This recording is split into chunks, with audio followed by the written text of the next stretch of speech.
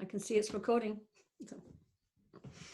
Hi, thank you for joining us today. I'm going to have a conversation with Adey-Jones, who is in Malibu, California. She's a friend and a colleague of mine, and I'm doing a series I'm calling it Love in the Time of Cholera, kind of a takeoff on the book, Love in the Time of, I'm sorry, it's Love in the Time of COVID, the takeoff on the book, Love in the Time of Cholera.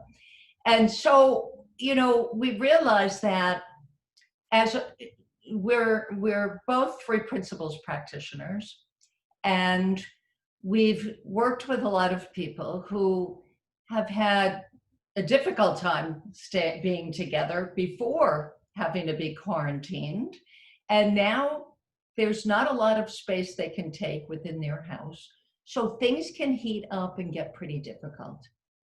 And I'm bringing Del on because she really has a specialty niche, which is people who are together and they're experiencing codependency, they're experiencing what's known as narcissistic abuse. I call that symptoms rather than labels. They're just symptoms of the way people think and how they see life in the world. And so I'm going to turn it over to Del so she can talk about her experience with this to help people be able to coexist, whether it's spouses or parents and children who have a difficult relationship going into this time of quarantine. Let's hear what Del has to say. Okay, well, thank you, Lori. Thank you so much for inviting me on here. I have a lot of personal experience with, and again, before I start, we'll reaffirm that I'm not going to keep saying narcissistic behavior, it's a mouthful, but what I do want to say is when we talk about narcissism or codependency, we are actually pointing to a behavior. It's not a diagnosis of the person. It's not, set in stone. It's just pointing to a set of behaviors that are happening due to some thinking that somebody might have at that moment. So for me, what I saw, well, I'm thankfully not in a narcissistic relationship right now. I have been in the past. But when I think back to that time and I think about the stresses and strain that I was going through during that time, I can't imagine, and I lived in quite a large house back then, but I can't imagine being in a very small house and being quarantined and not having the space to get out, clear my mind, go for a walk or do something to sort of, especially if tensions were rising. So what I wanted to point to is that I think this is a time, some people are handling this experience and saying, oh my gosh, I'm loving it. It's more peaceful, time to slow down, time to enjoy time with my family. Really, really take it as a time out to reset and really reevaluate what your priorities are.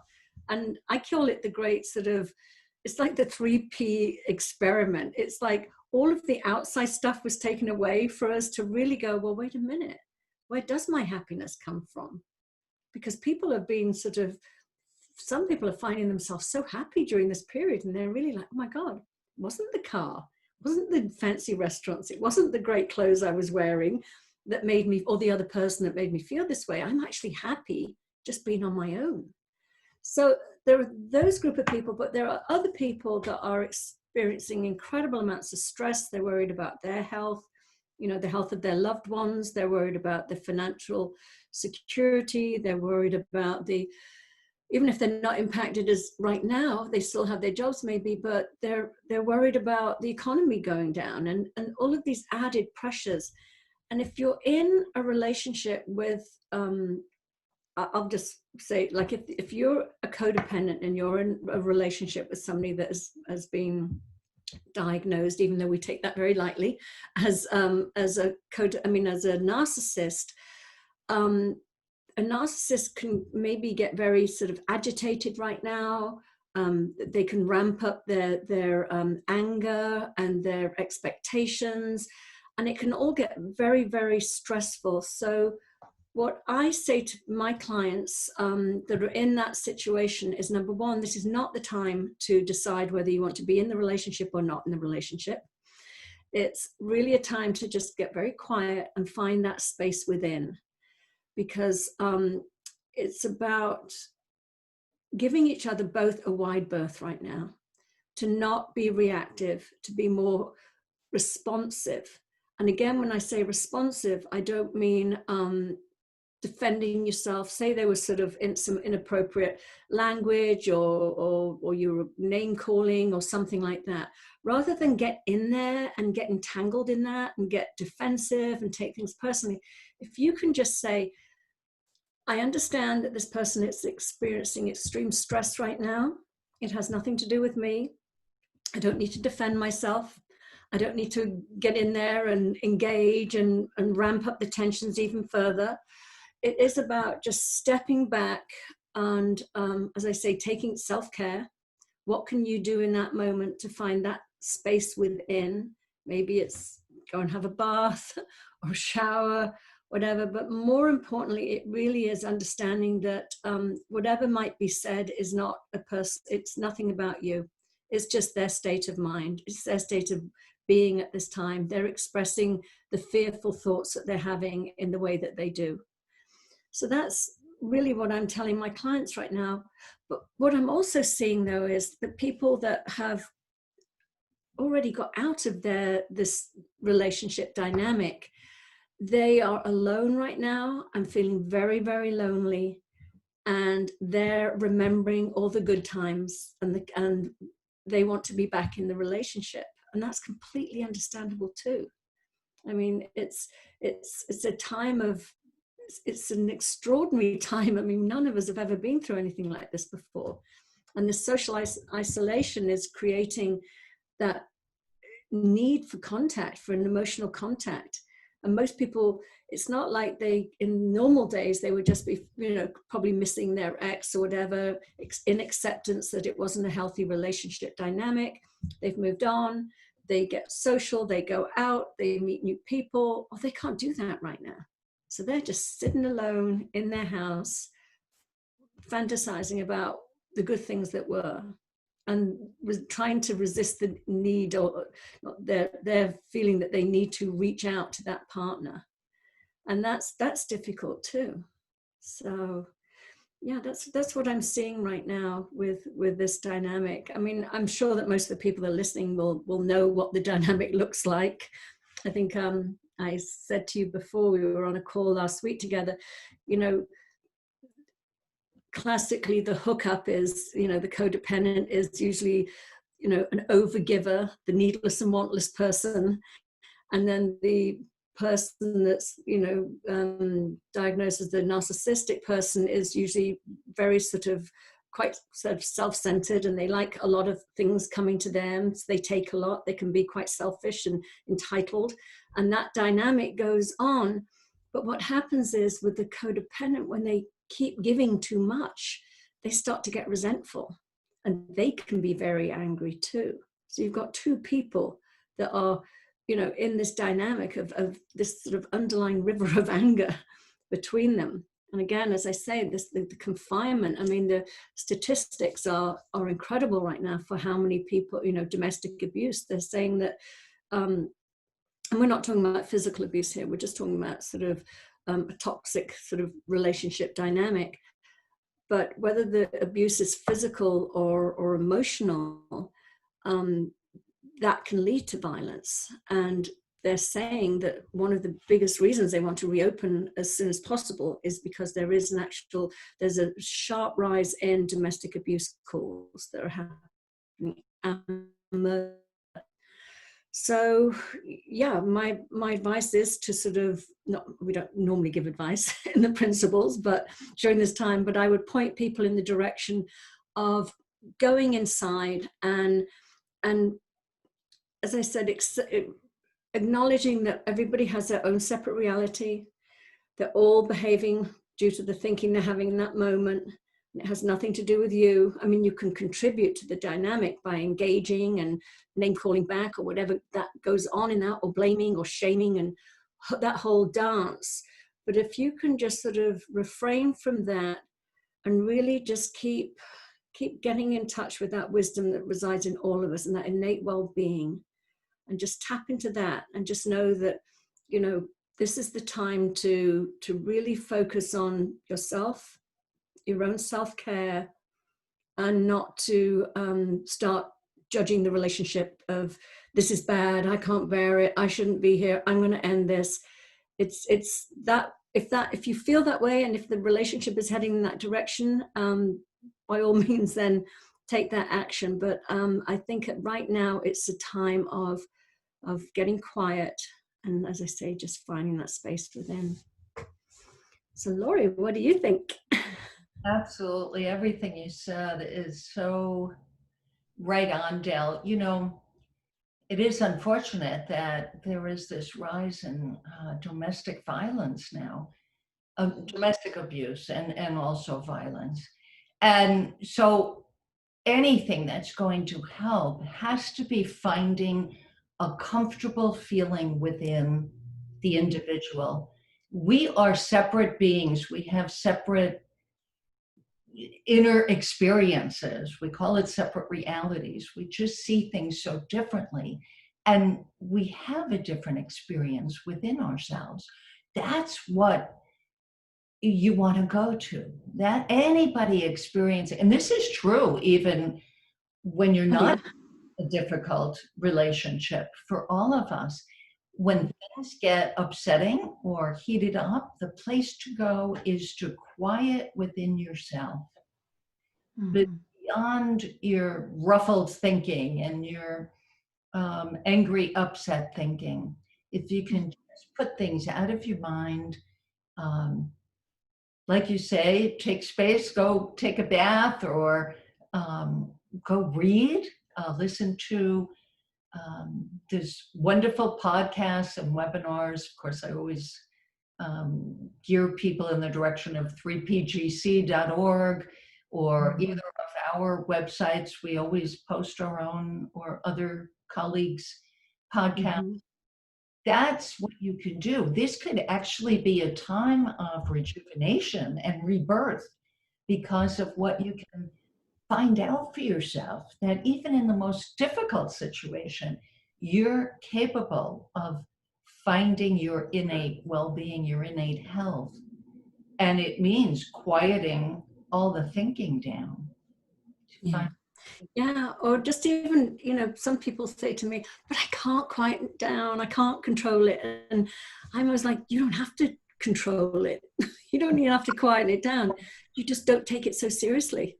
So it's really it's not, because a lot of people get so attached to, I've got to control the thoughts, I've got to have less of that thought. And it's like, no, it's the relationship you have with your thinking that will give you the benefit you're looking for. You know, those random thoughts are going to flow through you. You're going to have, you know, crazy thoughts, insecure thoughts, fearful thoughts, whatever. But it's the way that you relate to them, you know, the distance you have from them, in like, oh, you know, you're showing up again. Thank you. You know, but just really taking it lightly, not knowing that it doesn't mean anything about you.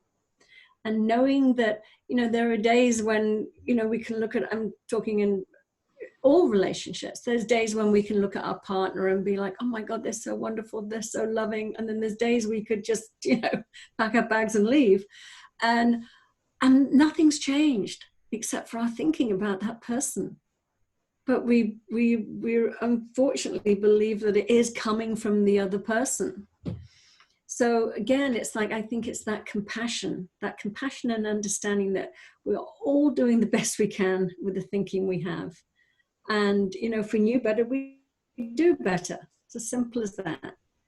And I think when you know that at such a deep level, you know, you're not only easier and more compassionate with yourself, but you're also with your partner for whatever they're going through in this moment. Yeah, the sort of the inside out understanding, it's so simple, but it amazes me that we didn't grow up with it. I often think about, being a child and my mother saying to me things like, "You're driving me crazy." And, I mean, so basically you grow up thinking, okay, I can apparently drive people crazy, and I can make them love me, and I can do this and I can do that. And it's all that sort of belief that, if I do something, I can control how the other person feels or acts towards me. And I'm not saying that we don't impact each other in a relationship, of course we do, but ultimately we can't control what another person's going through and what they're thinking and feeling. That's them. But it's having that healthy, differentiation where you're not sort of like enmeshed and feeling everything and blaming each other and, sort of that whole thing. It's that sort of separating and going, okay, there, you staying sort of sane on your side of the street and watching somebody have a little bit of a freak out or whatever. And in turn, they're going to settle down and maybe you'll have yours. But when you're both doing it at the same time, it doesn't help anybody or the situation. So it's really about maintaining your calm if it gets a little crazy out there.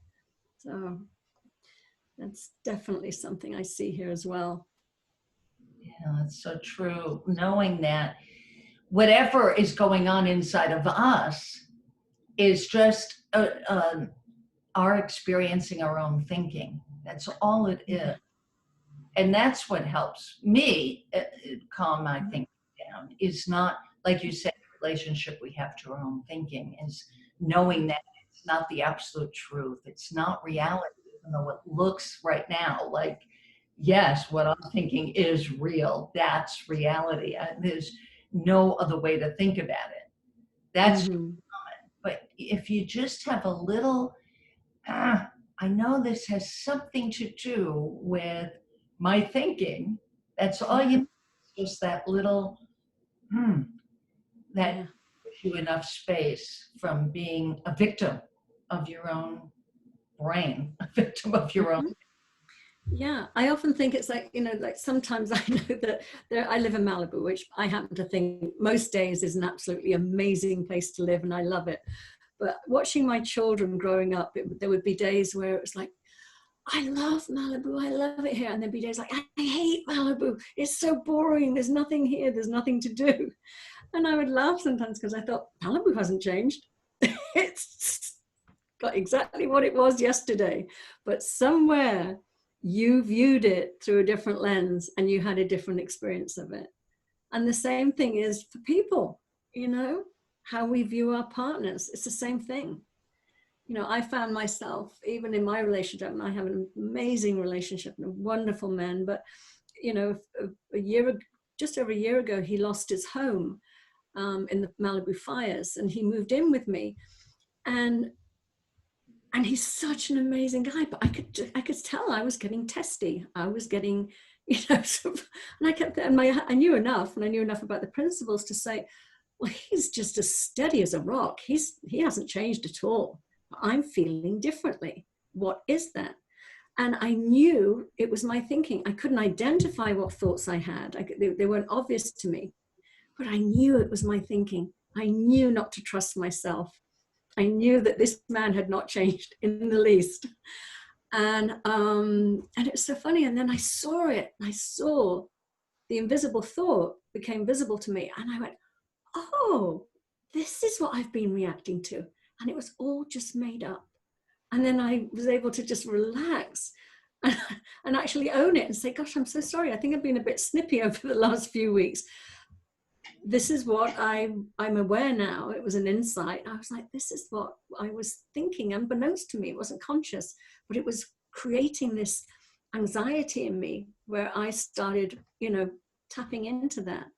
And as soon as I just saw that wasn't real, it was amazing, and everything just shifted back into place. So it really is just to take that moment and to go, has my partner really changed, or is this who they've always been? But for some reason right now, I'm allowing it to become bigger and more you know, of an issue than I would have in the past. And again, I'm not saying to sort of ignore what is unacceptable behavior. I'm just talking about in the healthier of relationships where you would normally not be having issues, but for right now, it seems like there are issues.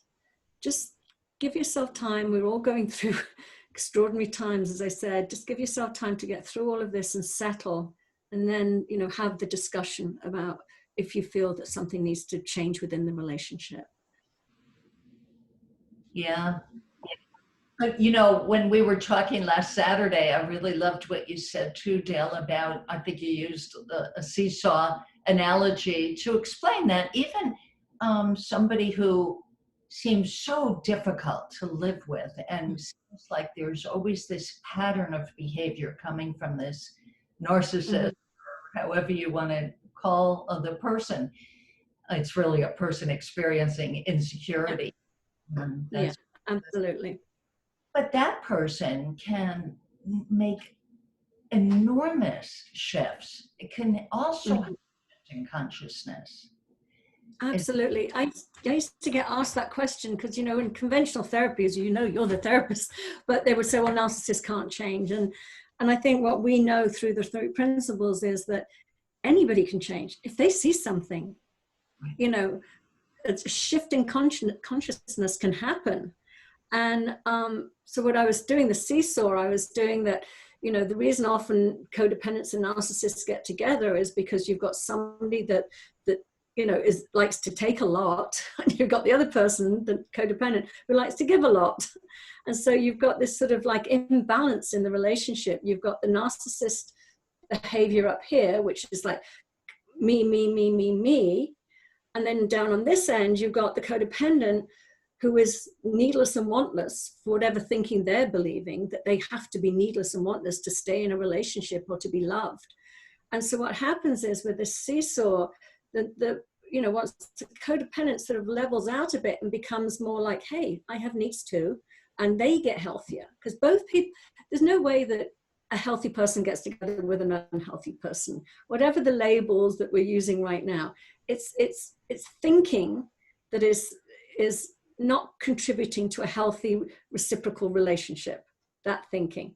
So when the codependent goes, oh, hang on a minute, I'm giving more than I can afford to give, which is leading to resentment and anger and bitterness, I need to sort of start taking care of myself a bit more. And as that sort of rises, their sense of entitlement, healthy entitlement, rises. Naturally, that seesaw, not always naturally, but what mostly happens when that happens is you come into balance, and so does your partner.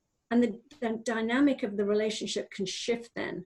I mean, if one person starts to get healthy and the other one stays out of balance, either up here or down here, then the relationship inevitably will fail.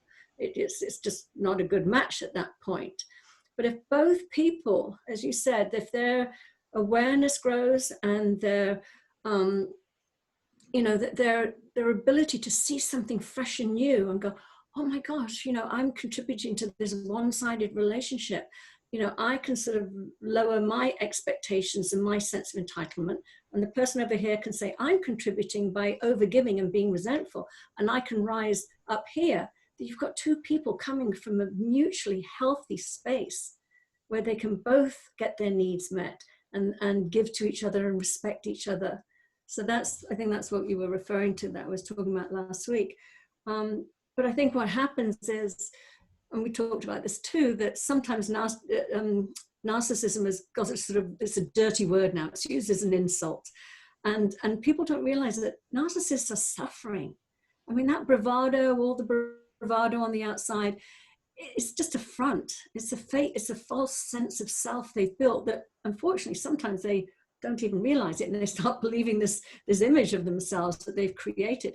But it really has come out of a deep, deep wound of feeling fundamentally flawed at their core, that they have to have this defense and this image so in place.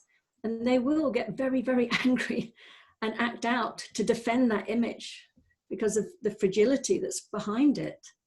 So it's about having compassion. And again, with the codependent, I see a lot of shame. I see a lot of people, being embarrassed about, feeling addicted to another person or accepting abusive behavior. It can get very shameful. And I really like to sort of encourage that there's no shame in either. There's just a misunderstanding. You just probably starting very young developed this sort of way of thinking as a coping mechanism, and it's followed you through life.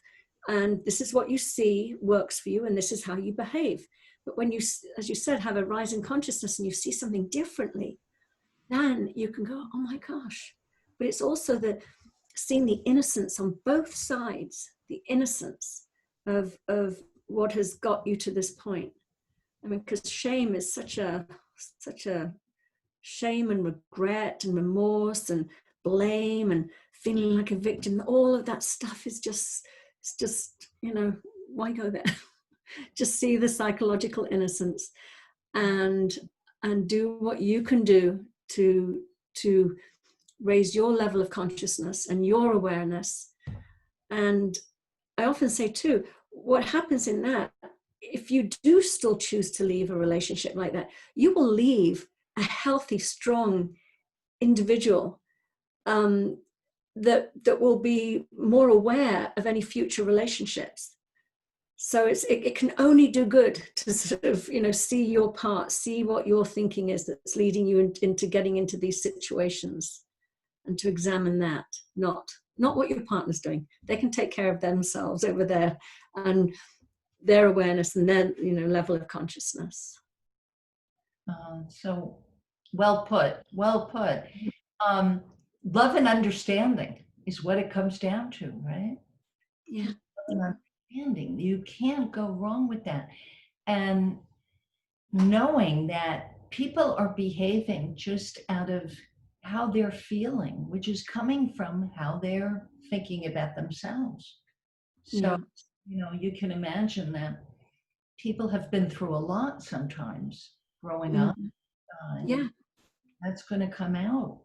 It's kind of going to leak out sometimes on the people they love the most.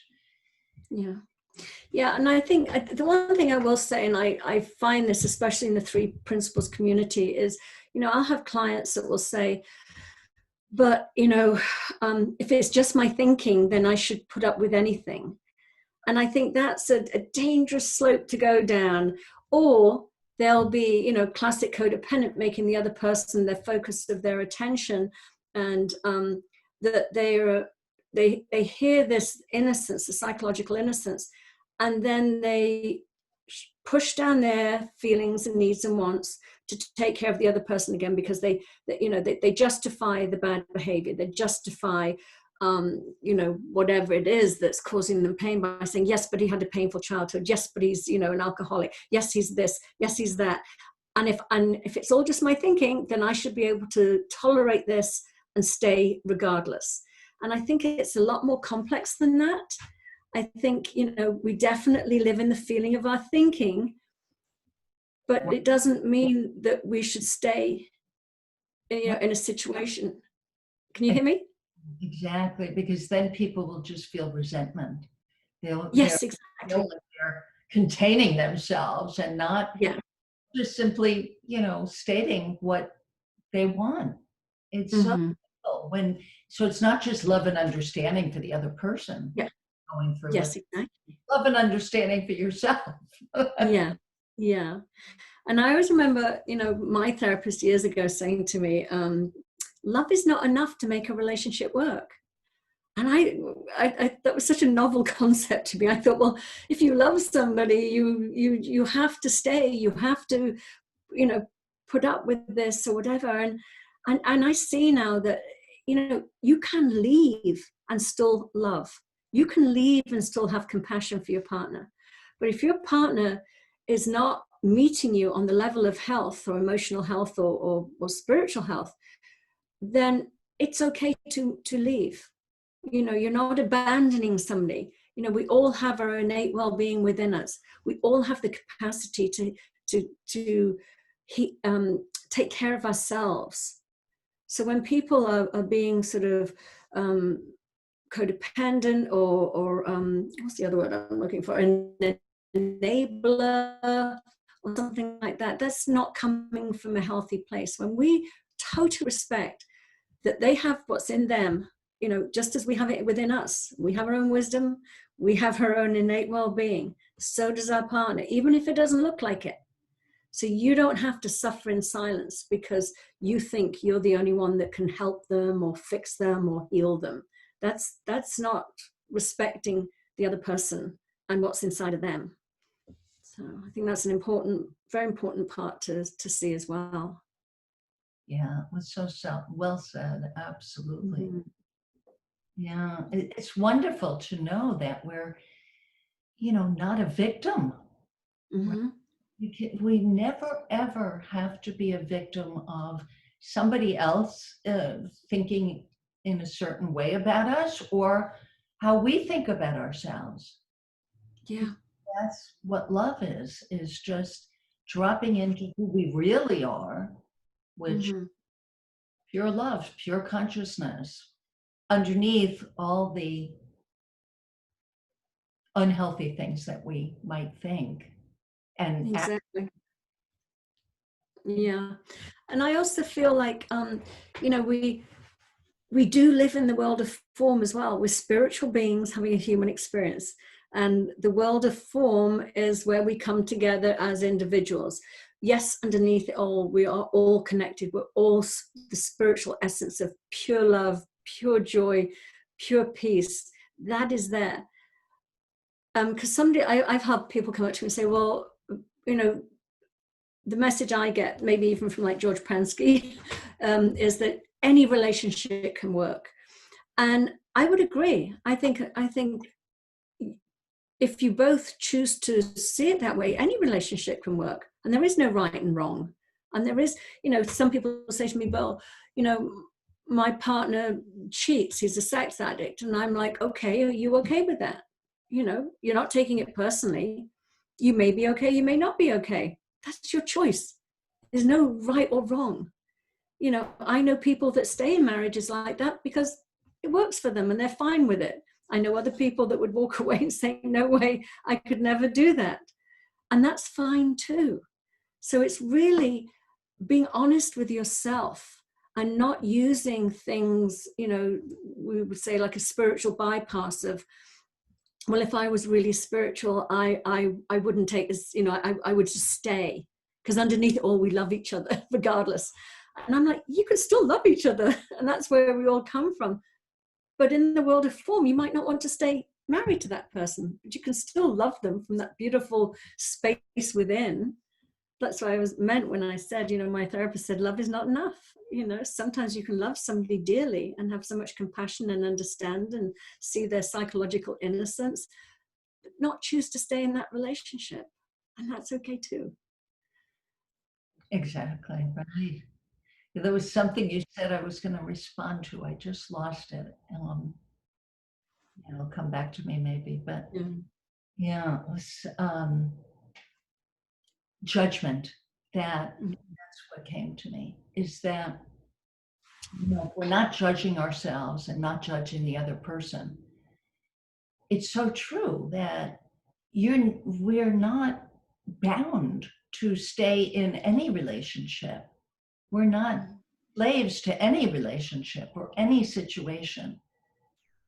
And we're so lucky that we live at a time when we have choice. Mm-hmm.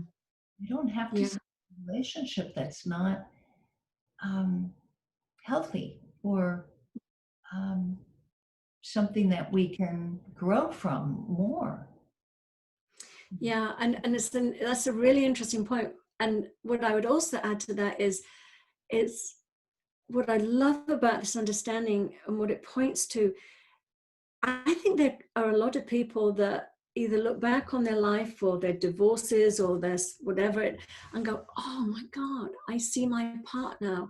If I'd seen that, actually I could have stayed and made this work. And I love that about this understanding, is that it helps people get through difficult times. It helps you see, as you say, you're not the victim of the other person.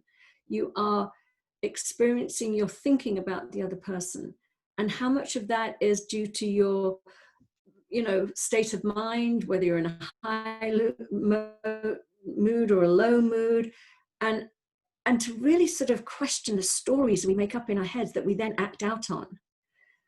But again, having said that, it's still okay if you've taken a step back and you've looked at it from that sort of calm sort of distance and still think, no, I just don't want to be anymore. That's your prerogative. It's your life. Do what you want. But I do love how, to hear the stories, and especially with your book. I mean, it's so amazing. You have so many stories of how people first came across this understanding many, many years ago, who are on the brink of divorce and are still extremely happily married, 40 years later. And that's wonderful. But again, I think I also know people within this 3P community that can have some shame around not being able to make it work out. And again, it's like, there's no shame in that. There's no shame. There's no right way to do it or wrong way to do it. Yeah. I think we live in a culture, so it makes me laugh sometimes. I think we live in a culture where we keep thinking if we exchange our partners, then we'll be happier. And I often think back to, certainly not supporting this, but I do see that in situations in some cultures where arranged marriages, it's almost like they don't have that option. So they really make the most of what they've got, and they can actually have incredible marriages. Not all of them by any means, but there is something about not having this constant thing in the back of, well, I don't have to stay here. I mean, there's something better out there for me. And you're on that chase. I was talking to somebody yesterday whose father was on his 7th marriage. And it's like Wow. a lot of marriages. And there's no judgment, but I can see that somebody clearly probably felt that there was something better out there for him, because apparently he'd left all the marriages. So clearly there was some thinking there of, there's something better out there for me that will make me happier. But where you are, you're going to have, exactly. You still bring yourself into any new relationship. Yeah. So. Yeah, I'm just thinking, are there any last things we can leave people with? I think, just noticing when we go into judgment of ourselves or another person, that is super helpful, because that's the as Dr. Pettit calls it, the love letter, the love letters that lets us know that we're just up in our head too much. Yeah. So that's, and that gives you the time to just take space in your own mind and just let things go, let your thinking fall away, and see what emerges when you're feeling better. No, absolutely. I know you probably have the same experience, Del. Like when I listen to my clients who will complain about these situations, these difficult situations, they will have a good night's rest, and the next day they wake up and they see a different person. They don't see that that person had a difficult moment, difficult time yesterday. And of course, if it's difficult day after difficult day after difficult day, and there's this consistency, and the person is unwilling to have a look at themselves, what's going on in their own mind, then of course, leaving is an option. Yeah, no, absolutely. I think that's, and I love what you said about not being a victim on the end of that rope of, like, their behavior. It's like just the objectivity, the stepping back, and you can make an assessment. There's a difference between a judgment and an assessment. For me, judging is right, wrong, bad, good, all of those things. But you can, from a stepped back, responsive way as opposed to reactive, you can make an assessment as to whether this is a situation you want to remain in. But it doesn't, I think sometimes people sort of feel it needs to be really bad, so they pile things on top of why they want to leave, as opposed to just, this is not working for me.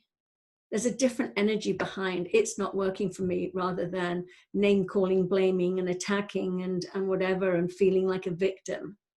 It's much more of an empowered space to come from. Grounded, right?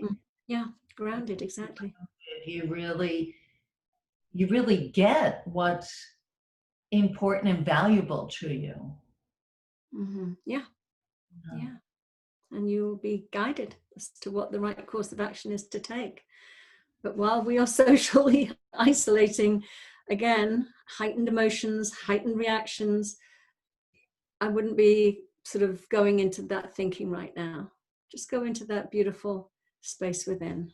How can I stay connected to my wisdom? How can I stay connected to who I am at my essence?